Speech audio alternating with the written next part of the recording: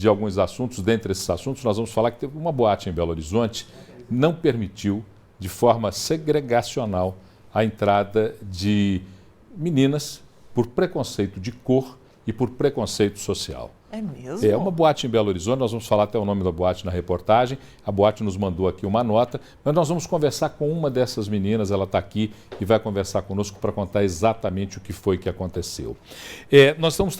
Vamos falar também que tem uma audiência pública na Câmara Municipal de Belo Horizonte que está discutindo um pouco das estratégias de saúde familiar. E aquela coisa do antigo médico da família, o médico que vai lá e observa o paciente no ambiente familiar, para saber o que é que ele pode fazer para melhorar a vida do paciente e entender pela anamnese toda a história daquele paciente. Eu sinto tanta falta disso, você não sente, não? Só que tem um problema nesse programa aqui, e esse programa está sendo discutido hoje na Câmara Municipal. Nós vamos até transmitir ao vivo da Câmara nessa audiência pública. E você não vai falar o problema para mim, eu vou ter que assistir o programa para poder ver. Por isso mesmo que eu não falo, para você assistir e nos dar esse prestígio da sua audiência. O presidente reeleito da FEComércio, Lázaro Luiz Gonzaga, está aqui conosco, vai contar quais são os planos dessa entidade para os próximos 4 anos. Ele foi reeleito, já teve um primeiro mandato de 4 anos. E também nós vamos saber por que é que os bancos são tão acionados nos PROCONs em Minas Gerais. Os bancos estão na ponta da linha. Na ponta da linha estão as teles, mas depois das teles vem os bancos e nós vamos entender por quê. Nossa, o programa hoje está recheadíssimo. De boas informações. Se você quiser nos dar o prazer de continuar conosco, por favor, você é sempre convidado. Um beijo, querido. Bom trabalho para você. E faça aí um bom programa como você faz todos os dias. Muito obrigado, um ótimo descanso para você. Amanhã a gente está de volta. Até amanhã. Fique ligado porque começa agora o Redação BH News.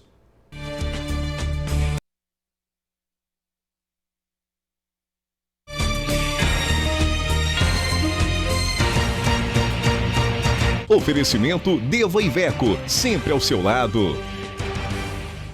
Olha, o racismo é um assunto que, infelizmente, vira e mexe, ele entra nos noticiários. Infelizmente mesmo. A sociedade em todo o mundo registra cada vez mais casos de preconceitos, os mais variados. No Brasil, não é divergente, mesmo sendo assim o nosso país, um lugar onde a nossa população é em mais de 50% negra. Vamos assistir um VTzinho e a gente vai continuar conversando sobre isso. Os casos do jogador Tinga no estádio de Huancayo, no Peru, e também de Daniel Alves durante uma partida entre o Barcelona e o Vila Real pelo Campeonato Espanhol, reacendem as discussões sobre racismo e são apenas algumas manifestações de segregação racial que ocorrem em todo o planeta. No Brasil, mesmo com dados da Secretaria de Assuntos Estratégicos da Presidência da República, dando conta que 51% da população brasileira é negra, os episódios de racismo também são frequentes. Em Minas Gerais, nos 4 primeiros meses do ano, já foram registradas 66 ocorrências de crimes de preconceito de raça ou cor. No último final de semana, mulheres denunciaram através das redes sociais discriminação sofrida na entrada da boate Swingers, na zona sul de Belo Horizonte. Relatos divulgados no Facebook mostram que elas foram impedidas de entrar na casa noturna, embora constassem na lista de convidados de uma festa de aniversário. A alegação apresentada foi de que a casa estava lotada, mesmo com outras pessoas sendo autorizadas a entrar na boate. Promotor de evento, ouvida pela nossa produção, afirma que essa prática é comum em algumas casas noturnas da capital, escolhendo entre os que podem frequentá-las os mais bem vestidos e as mulheres mais bonitas. Eles selecionam de acordo se a pessoa é bonita, pela cor, como está vestida, o carro que a pessoa tem. Na porta das boates, eles não deixam, por exemplo, ficar carro popular. Eles gostam dos carros de marca, os melhores carros na porta. Procuramos a Swingers, que apenas informou que prioriza a entrada dos clientes associados da casa. Bom, primeiro eu quero ler a nota que a Swingers nos enviou, porque nós, como prática de jornalismo, ouvimos todos os lados. É claro que nós queríamos que alguém da Swingers estivesse aqui para conversar conosco, mas eles enviaram uma nota através da sua assessoria de comunicação que esclarece que o grupo Rap News Swingers Lounge não existe prática de discriminação e racismo naquele estabelecimento. A Swingers Lounge tornou-se vítima de uma incitação infundada e esclarece aos consumidores que devem ser respeitadas as normas de entrada naquela casa, que são amplamente pré-divulgadas no site e na portaria do estabelecimento. Mas vamos entender um pouquinho mais esse caso, porque para falar conosco sobre esse caso que aconteceu na Boate Swingers, está em nossos estúdios uma das jovens que foram impedidas de entrar naquela casa noturna. Ela é estudante de arquitetura, tem 20 anos e, por motivos de segurança, garantiremos a privacidade dela, não revelando seu rosto. Eu a cumprimento, boa noite, muito obrigado por você estar aqui conosco. E já começo te perguntando, o que foi que aconteceu na porta da Swingers quando você tentou entrar? Primeiro, na festa que era do seu aniversário e depois numa festa onde você era convidada. Nas 2 vezes que eu fui até a boate com meus primos, quando chegou na entrada da boate, foi alegado a gente que só estariam entrando sócios naquele local. O que não aconteceu, pois 5 minutos depois que retiraram a gente da fila, começaram a entrar pessoas que, ao perguntarmos se eram sócias ou não, eles disseram que não e continuaram entrando. Teve até uma vez que nós questionamos a um segurança por que as pessoas que estavam entrando alegavam ser não sócias da casa e continuavam entrando normalmente. E ele nos disse que eram apenas ordens da casa. Que argumentos foram usados pela segurança ou pelos recepcionistas da casa para impedir a sua entrada, a entrada das suas colegas e favorecer a entrada de outras pessoas? Primeiramente, eles nos disseram que a casa garante a entrada apenas de 1/3 para não sócios e os demais somente associados. E também foi dito para a gente que o segurança que ficava na porta pegando a documentação de cada pessoa, ele estava ali há bastante tempo sabendo a cara de cada pessoa que era sócia ou não era. Por isso, as pessoas que estavam entrando, sem ele perguntar se eram sócias ou não, ele sabia, segundo segurança, né, sabia se era sócia ou não. No momento que você argumentava com eles, dizendo, olha, mas tem gente entrando aqui, eu estou vendo gente entrando, eu estou na fila junto com essas pessoas. Por que pessoas entram e eu não consigo entrar? O que é que eles diziam para você? Eles diziam isso, que por eu não ser associada, eu não conseguiria entrar e que só estariam entrando mesmo pessoas que eram associadas da casa. Só que eles se contradizeram no momento em que tinha uma amiga minha comigo, de pele clara, e ela voltou para a fila para poder entrar sem ser sócia nem nada e entrou normalmente na casa. Aí quando eu fui dizer para o segurança, como que você está dizendo isso, se a minha amiga que não é sócia acabou de entrar, ele foi e me disse aquilo, que o segurança sabia muito bem o rosto de quem era sócia e de quem não era. E se ela entrou foi por um engano que ele não percebeu. Bom, você acabou indo embora e a pergunta que eu tenho que te fazer é bem de ordem pessoal. O que é que você sentiu naquela hora? No primeiro momento eu senti assim, revolta, né? Porque eu acho que igualdade é um direito de todos. Porque eu pago os meus impostos, eu estou ali, por que eu não tenho o direito de entrar na casa como qualquer outra pessoa? Seja pela roupa que eu estou vestida, pela cor da minha pele, eu acho assim que ninguém ali é melhor do que ninguém, por ser um local público e pago, que a gente paga para poder estar ali dentro, para poder se divertir como qualquer outra pessoa, porque eu não poderia estar ali e aquelas pessoas que estão na mesma condição que eu acredito que não são melhores do que eu, porque elas conseguem entrar e eu não. E o que é que você pretende fazer agora, depois de tudo isso que aconteceu? Agora, eu procuro assim, né? Procurar os meios legais, porque já que eu não tenho o direito de igualdade igual a todo mundo, eu procuro recorrer à justiça, né? Pois eu acho que todos nós temos os mesmos direitos e por mais que possa demorar, por mais que possa ter muita dor de cabeça, nós temos que ir até o final, independente do que aconteça, custe o que custar. Olha, eu queria te agradecer, eu queria esclarecer que quando ela foi convidada no primeiro momento, ela aceitou, mas ficou em dúvida. Consultou a mãe também ficou em dúvida junto com ela, nos ligaram, nós estamos garantindo a privacidade dela, porque esse tema é um tema muito importante. Eu queria te agradecer muito por ter vindo até aqui. Obrigada a vocês. Respeitamos a sua privacidade, agradecer a sua mãe por ter entendido o convite que fizemos. A sua presença aqui é no sentido de provocar na sociedade essa discussão que você tão bem realçou. Somos todos iguais, não há diferença nenhuma entre nós. Com certeza. Eu gostaria de perguntar aos promotores de eventos em Belo Horizonte, por favor, respondam através do nosso e-mail, redação@bhnews.tv.br, pelo Facebook.com/redação BHNews, ou então respondam pelo Twitter, @redação BHNews. Podem responder à vontade, eu quero ouvir a opinião de vocês. Por que é que vocês não discriminam corruptos? Por que é que vocês não discriminam bandidos, traficantes de droga que vão vender droga dentro das boates? Por que é que essas pessoas não são discriminadas? Você que é promotor de evento, me responda isso agora. Por que que essas pessoas não são recriminadas nas portas das casas noturnas? E a menina queria entrar, porque tinha uma festa de aniversário de uma pessoa que a convidou para ir à festa de aniversário, não pode entrar por um critério social? Racial?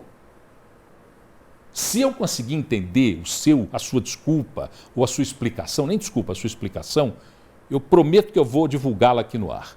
Mas eu gostaria de entender por que é que vocês não vão lá na porta e não proíbem corrupto conhecido que está dentro de boate. Traficante de droga que a gente sabe que é traficante de droga, que vai vender droga lá dentro. Por que que essas pessoas não são impedidas de entrar? Muito obrigado, agradecer sua presença mais uma vez. Obrigada a vocês.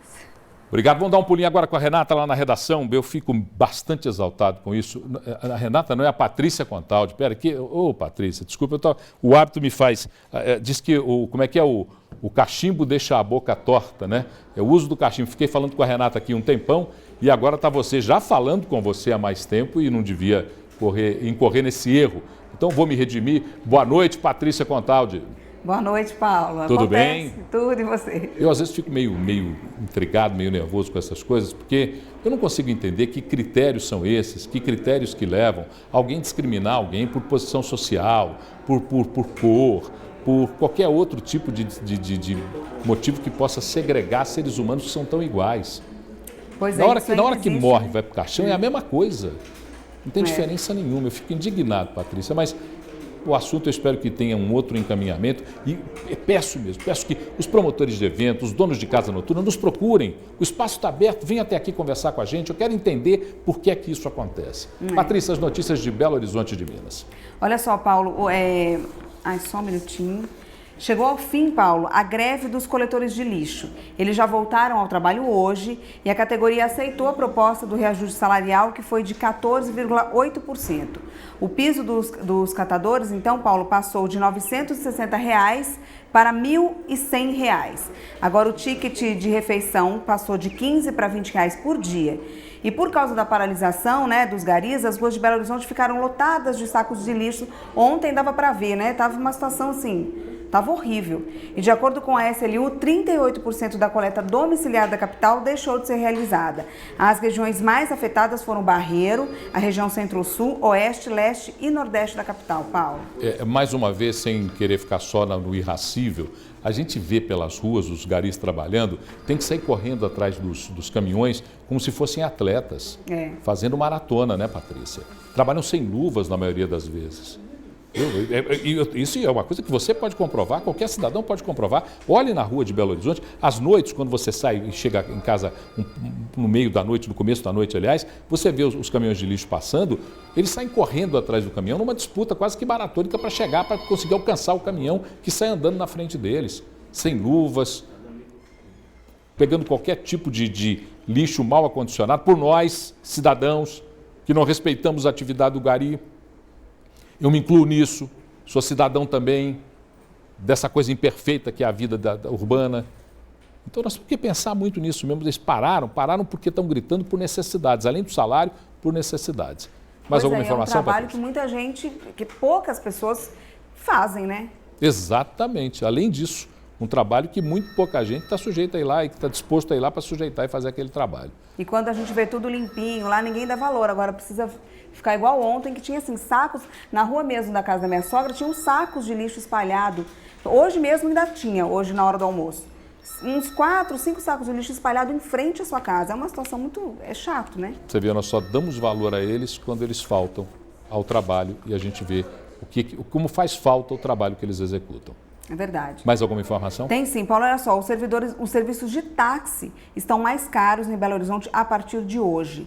O anúncio foi feito pela BH Trans e a bandeira passa de R$ 4,10 para R$ 4,20.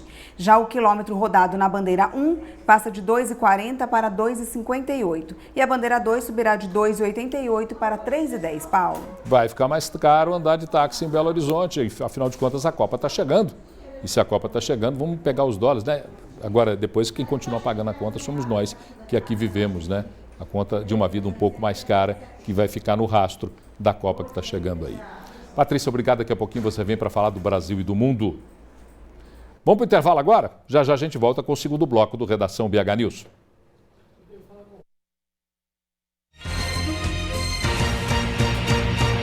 Oferecimento Deva Iveco, sempre ao seu lado. Oferecimento Deva Iveco, sempre ao seu lado. Olha, reeleito em 29 de abril passado, agora para mais 4 anos à frente da Federação do Comércio e do Sistema S do Comércio, SESC e SENAC, o empresário Lázaro Luiz Gonzaga é o nosso convidado para essa conversa nesse bloco do Redação. Gostaria de cumprimentá-lo. Boa noite, doutor Lázaro. Boa noite. Enorme prazer poder recebê-lo aqui no Redação BH News. E nós que agradecemos. O senhor já estava em dívida conosco, porque um presidente de entidade de classe da sua representatividade tinha que estar aqui desde o começo do programa. Mas ainda bem que o senhor veio agora. O senhor transformou a FEComércio, no seu primeiro mandato, nos modelos de gestão e nos processos implantados dentro da Federação do Comércio. Quais são os resultados que foram obtidos pelo senhor nesse primeiro período de 2010 até agora 2014? Na realidade, nós somos um grupo grande de diretores, presidentes de sindicato. A diretoria é composta por 21 membros e nós tínhamos, assim, vontade, já há algum tempo, de implantar um novo sistema. Um sistema já tradicional, já com 70 anos mais ou menos. E no nosso ponto de vista, ele estava precisando de introduzir novos modelos mentais e ações, para aprimorar processos, modernizá-los. Então nós começamos com uma proposta de internacionalização da entidade, de integração das entidades que trabalhavam de maneira isoladas e a interiorização maior das nossas atividades, que já tinham interiorização, mas que nós chegássemos a todas as fronteiras do Estado. Então, dentro desses 3 princípios, primeiro a integração, a internacionalização e a ampliação da interiorização. Nós temos as unidades nas maiores cidades, unidades fixas, e temos unidades móveis. Então, nós investimos na capacitação de pessoas, nós investimos em tecnologia, em aprimoramento dos processos e, para nossa surpresa, os resultados foram muito positivos. Escolhemos, inclusive, capacitação de pessoas como referência à Disney. Nós temos mandado pessoas à Disney, já veio o Instituto Disney aqui e outras entidades de capacitação. Uma garotada muito boa, disponível no mercado, meninada estudiosa, dedicada. E a gente percebe que eles têm um empenho tão grande com as entidades que a gente percebe que o salário parece que fica em segundo plano, aquele desejo de realizar e oportunidade, e a gente dá essa liberdade para eles. Só para entender um pouco mais, as pessoas conhecem o sistema FEComércio muito pelas pontas do serviço social, que é o SESC, e do serviço de aprendizado, que é o SENAC. Hoje, o SESC oferece que serviços e o que foi transformado na realidade dos serviços oferecidos pelo SESC? Só um complemento para as pessoas entenderem melhor. Né? O Sistema Confederativo da Representação Sindical do Comércio e Serviço, ele tem os sindicatos na base, os sindicatos patronais, na base, a federação que coordena esses sindicatos a nível estadual e a Confederação Nacional do Comércio que coordena as federações a nível nacional. Nós representamos comércio, serviço e turismo. A nossa representação em Minas é em torno de 59%, 60% do PIB, é a nossa atuação. O SESC, nós temos 93 tipos de atividades diferentes, na área de cultura, lazer, esportes, saúde, né? Tem alguns cursos do SESC que a gente tem especial cuidado, que é o cuidador de idosos. O país vive uma situação de população envelhecendo, é uma dificuldade grande que pega todas as famílias, né, todas as classes sociais. Nós estamos investindo muito no curso de cuidador de idosos. O SENAC também tem esse curso. Então, eu acho muito importante no sistema que nós temos a parte sindical, federação e sindicatos, que nós promovemos o desenvolvimento econômico com finalidade social.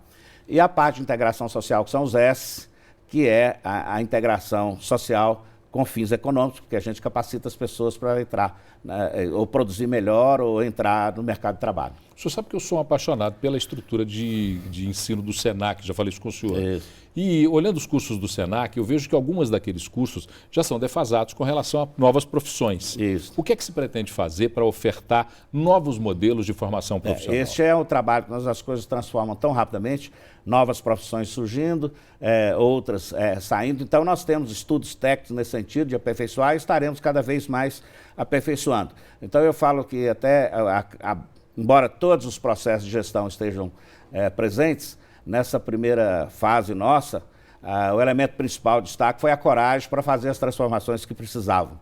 Agora a gente está chamando, será a gestão da inteligência, onde a gente vai poder querer colocar o máximo de inteligência na capacitação profissional nossa interna, promovendo o crescimento interno para ampliar o crescimento externo. Então a gente quer assim, o profissionalismo mesmo, na sua mais alta expressão, padrão que nós estaremos investindo. Receber o senhor aqui e não conversar sobre política e economia, eu jamais ia me perdoar. Então eu vou primeiro conversar sobre política com o senhor.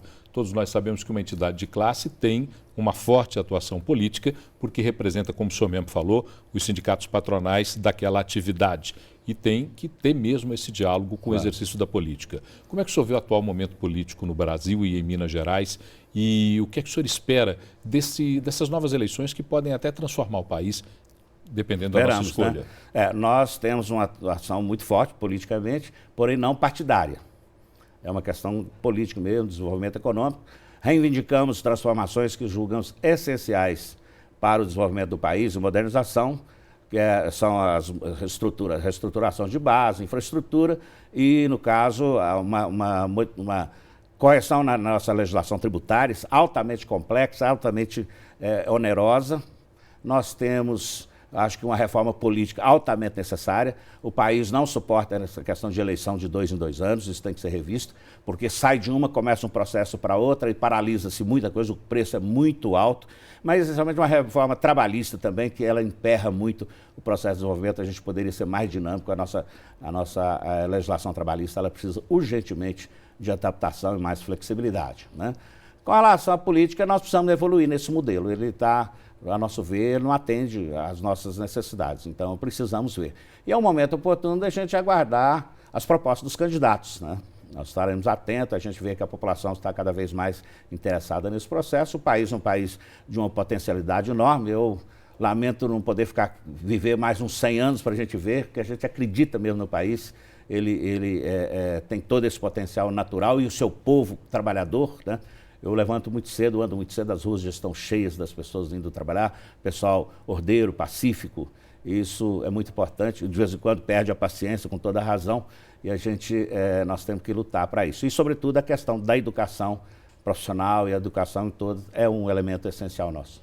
Os sinais que a economia não vai tão bem já estão sendo dados. Nós estamos vendo aí a ameaça de uma inflação batendo a porta, a falta de transparência com os gastos públicos, o desaquecimento dos setores produtivos. Como é que uma liderança como a sua liderança percebe esse momento da economia e que atenções nós devemos ter para ela agora? Eu acho que a oportunidade está aí próxima, né? Veio a situação e temos a oportunidade de mudar. Nas propostas dos candidatos, o empresariado sempre fez a sua parte, sempre está aí disposto a ajudar, mas é franqueza, transparência e realmente propostas modernas.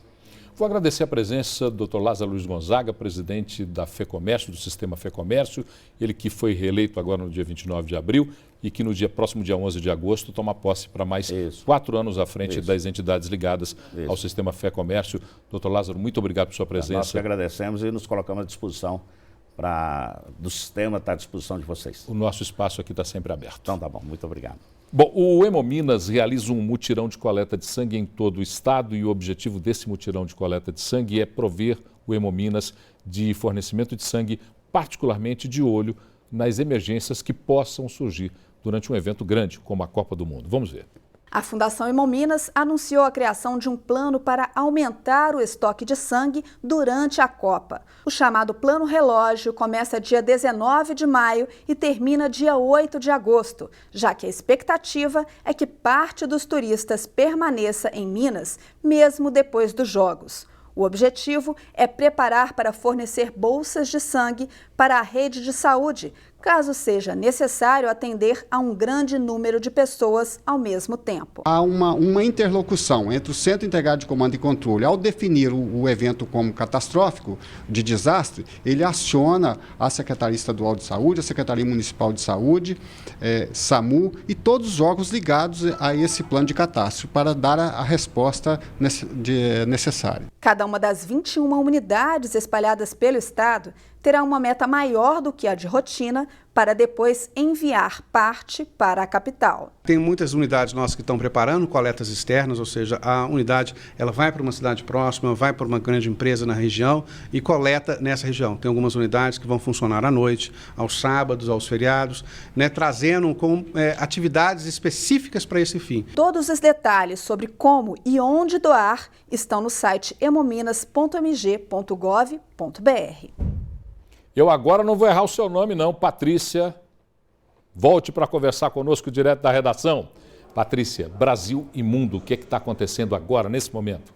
Olha só, Paulo, o Ministério da Saúde anunciou hoje que a campanha de vacinação contra a gripe será prorrogada em todo o país. Até hoje, pouco mais de 20 milhões de pessoas se vacinaram contra a doença, o que representa apenas 53,6% da meta estabelecida, que é vacinar aí 80% do grupo prioritário. Lembrando que o grupo prioritário são as crianças de 6 meses a 5 anos de idade, idosos com mais de 60 anos, trabalhadores de saúde, povos indígenas, gestantes, mulheres com até 45 dias após o parto, presos e funcionários do sistema prisional. Como pouco mais, Paulo, da metade aí se vacinou, o esforço de imunização deve prosseguir até que a meta seja atingida. Foi a informação que a gente teve. Então, não tem uma data determinada para o fim da campanha da vacinação contra a gripe. Eu mesmo, estando na portinha aí dos 60 anos, que é o grupo elegido, estou com 58, faço 59 agora na metade do ano, eu já me vacinei. Porque a eficiência da vacina da gripe eu estou aproveitando e eu já estou experimentando há mais tempo. E ela é eficiente mesmo. E gripe é a pior coisa do mundo, não é não? Pois é, as minhas duas pequenininhas também vacinaram, de 3 e 5. E eu fico todo quebrado quando eu estou com gripe. Fico naquela, estado desinteressante. Eu fico num estado absolutamente desinteressante quando eu estou gripado. Mais alguma informação, Patrícia? Tem sim, Paulo. O operário Mohamed Ali Maciel Afonso, de 32 anos, morreu na manhã de hoje na Arena Pantanal, em Cuiabá. Ele estava instalando luminárias no corredor do estádio que dá acesso aí aos camarotes, quando sofreu uma descarga elétrica e teve uma parada cardíaca.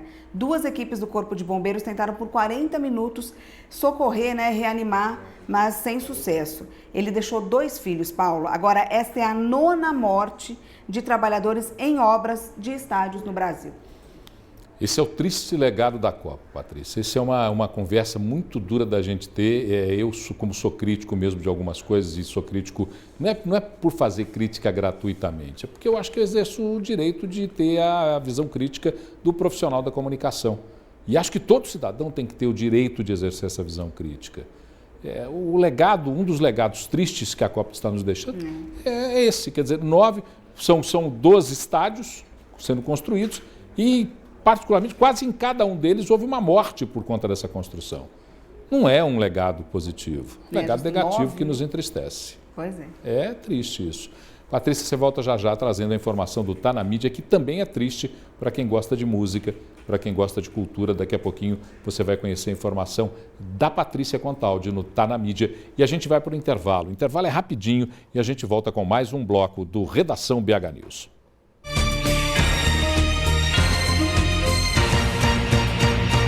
Oferecimento Deva Iveco, sempre ao seu lado.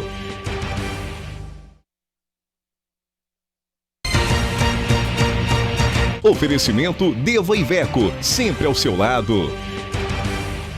É nesse final de semana, no entorno da Pampulha, volta da Lagoa da Pampulha, que acontece a Maratona de Belo Horizonte. A Maratona de Belo Horizonte que envolve todo mundo que gosta desse esporte correr, que é saudável e que põe muita gente, os profissionais, aqueles que vivem disso e aqueles que fazem isso por prazer. Vamos entender um pouquinho o que é a 5ª Maratona de Belo Horizonte. Será disputada no próximo domingo, na região da Pampulha, a 5ª Meia Maratona Internacional de Belo Horizonte. A edição terá a participação de 3.000 corredores, entre atletas de elite e amadores. Além dos 21.097 metros da prova principal, haverá também o percurso de 5 quilômetros para quem ainda não está preparado para encarar uma meia maratona. Com a largada marcada para 7h30 da manhã na Praça da Pampulha, no fim da Avenida Fleming e bem perto da Igrejinha, a competição já se tornou tradicional na cidade. As avenidas Otacílio Negrão de Lima e Coronel Oscar Pascoal serão interditadas a partir das 6h30 da manhã de domingo e só serão liberadas após a corrida. Olha, o professor Fabrício Rezende, que está aqui conosco, professor de Educação Física, já me chamou a atenção. Já disse assim, ó, meia maratona são 21 quilômetros. Não é maratona, não. Maratona são 42. Exato. A meia maratona são 21. Então já vamos conversar com o professor aqui. Professor Fabrício Rezende, muito obrigado por sua presença. Que isso, eu fiz questão de trazê-lo aqui. Boa noite, muito obrigado. Eu fiz questão de trazê-lo aqui para a gente conversar com o espectador que está se preparando agora, porque agora não tem mais jeito. Não tem. Se ele decidiu fazer a meia maratona, ele já tem que estar preparado agora. Exatamente. Mas que cuidados ele deve ter nesses 2 dias, no sábado e no domingo? Então, primeira coisa é, igual você já disse, é estar preparado para correr esses 21 quilômetros aí. Não adianta, se você não passou por um treinamento conciso, chegar domingo e querer correr 21. Tá? Outro cuidado importante é em relação à alimentação. Tem que estar bem alimentado antes da prova para suprir mesmo as necessidades que a prova vai exigir desse atleta. E um bom descanso também. Bom descanso, tem que dar uma boa dormida, né? E com qualidade. Não adianta ir para balada e depois querer fazer meia maratona, não, que não vai dar certo. Não vai dar certo. A meia maratona tem um pelotão de elite, tem profissionais que vivem correndo maratonas ou meia maratonas pelo mundo inteiro. Uhum. E tem também um restante de pessoas que são pessoas que gostam de correr e que vão lá para se dedicar a isso. É arriscado o corredor que não é um corredor bem preparado tentar acompanhar o ritmo desses que estão na frente, ou ele nem consegue acompanhar? Na verdade ele não vai conseguir acompanhar, né? Ele pode no máximo tentar aumentar o ritmo dele. Mas se ele não tiver uma preparação que deu esse suporte a ele, certamente ele não vai conseguir manter esse ritmo por muito tempo. E se ele estiver no meio da corrida e sentir, por exemplo, uma fisgada na coxa? Eu sinto aquela fisgada na coxa, mas é como eu estou correndo aqui na Bandeirantes de vez em quando, dá uma corridinha, eu paro, mas depois recupero. É aconselhável que se faça isso ou sentiu alguma coisa? Para e vai ver o que está acontecendo. Na verdade é o seguinte, o atleta ele tem que se avaliar durante a prova, né? Se ele sentiu essa fisgada e percebeu que não teve evolução dela, e ele percebe que ele consegue manter esse ritmo, tudo bem, vai lá. Se essa fisgada aumentou, está dolorida, está incomodando, é melhor parar. Nós conversávamos antes de vir aqui para o estúdio e a sua preocupação era de dar também um recado para aqueles que querem praticar ou querem fazer exercício a partir de agora. Então, aquele que quer começar, por exemplo, se motivou agora, estamos falando da meia maratona, o ano que vem eu quero participar da meia maratona. O que eu tenho que fazer? Ótimo. Já programou para o ano que vem fazer uma meia maratona. Já não quer começar uma meia maratona no mês que vem. Começou bem. Então é começar devagar, aos poucos e se preparando para uma prova longa, igual a meia maratona. E essa preparação requer algum cuidado especial ou eu posso fazer sozinho, por exemplo, correndo em alguma pista que está liberada para eu poder correr? Não, deve passar por uma preparação sim, ir no médico, fazer uma avaliação física e sempre contar com um profissional de educação física para estar acompanhando esses treinos. Não chegar e sair correndo, pôr um tênis e ir embora. No meio da maratona, as pessoas oferecem águas, isotônicos. Eu posso tomar qualquer coisa ali ou eu tenho que tomar cuidado com o que eu estou tomando nesse percurso? Você tem que tomar cuidado, né? Principalmente com o excesso. Né? Tomar muita água é importante hidratar, mas o excesso de água não é ideal. O mesmo vale para os isotônicos. Perfeito. Professor Fabrício Rezende, o senhor vai participar da meia maratona? Vou participar. Então, boa sorte, sucesso. Depois eu quero saber o seu resultado. Tá ok, muito obrigado. Grande abraço, uma boa noite, muito obrigado por ter vindo falar conosco aqui. Bruno Garcês, o meu companheiro Bruno Garcês, por favor, Bruno, chega mais aqui pra gente conversar como é que estão as coisas. Maratona no ano que vem. O ano que vem? Então vamos fazer o seguinte, nós dois no ano que vem, nós vamos acompanhar o professor Fabrício e vamos fazer a meia maratona, ok? Correr já é muito bom, né? Quem sabe preparar direitinho, arrumar. Então já está combinado. A meia maratona do ano que vem, João, você programa a matéria, quem vai fazer lá somos eu e Fabrício, correndo. Mas o João vai ter que ir também, João. O João, tá bom. O João ele vai andando daqui ao Cerro, daqui a Conceição. Mas... Paulo, temos clássico esse fim de semana.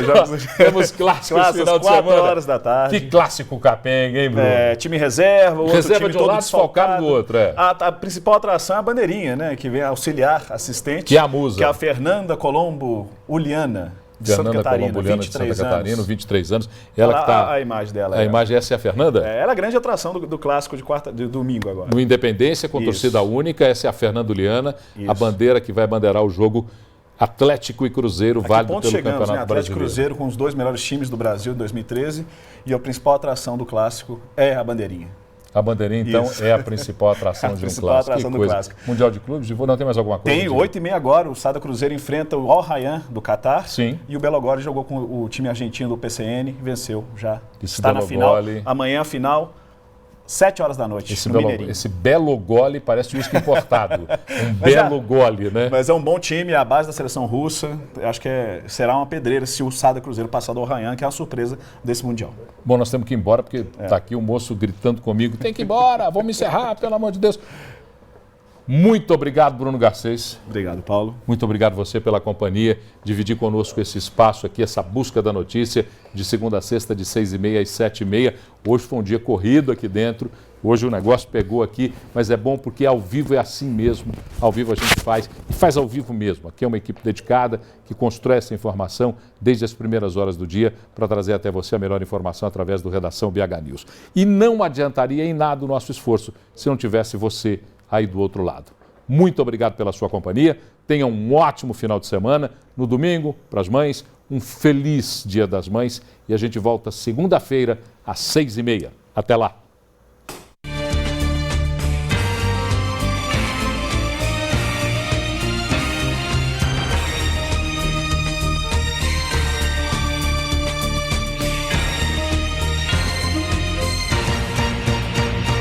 Oferecimento Deva Iveco, sempre ao seu lado.